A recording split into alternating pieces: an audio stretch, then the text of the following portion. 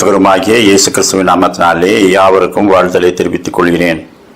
வெகு நாட்களுக்கு முன்பாக பெல்ஜியம் தேசத்தின் கட்டுப்பாட்டில் இருந்த காங்கோ நாட்டின் ஒரு பகுதியிலே ஒரு மிஷனரி இறங்கி சுவிசேஷத்தை பிரசங்கித்து அங்கே மருத்துவமனை கட்டி மக்களுக்கு சேவையும் செய்தார்.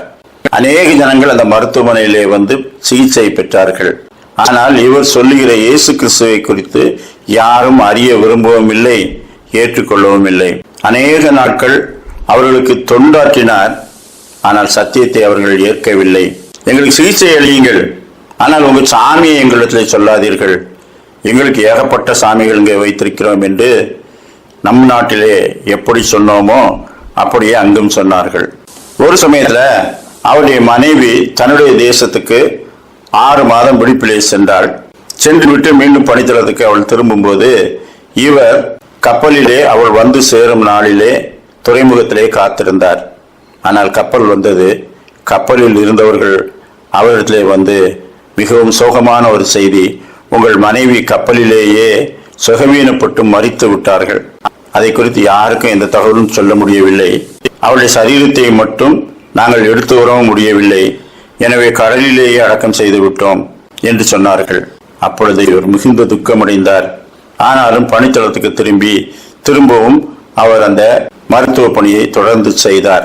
எல்லாரும் அவரை உற்று நோக்கினார்கள்.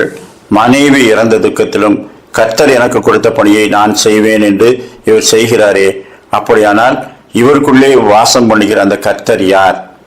எப்படிப்பட்ட நெருக்கத்தின் மத்தியிலும் அவர் மக்களை நேசித்து ஊழியம் செய்யும்படிக்கு கட்டளையிட்டவர், அவர் இதை பார்த்து கொண்டே இருக்கிறார் என்று அவர் மீது நம்பிக்கையா இருக்கிறாரே, அந்த கடவுள் எப்படிப்பட்டவர் என்று உற்று நோக்கி அவர்களை விசாரித்து கேட்க ஆரம்பித்தார்கள்.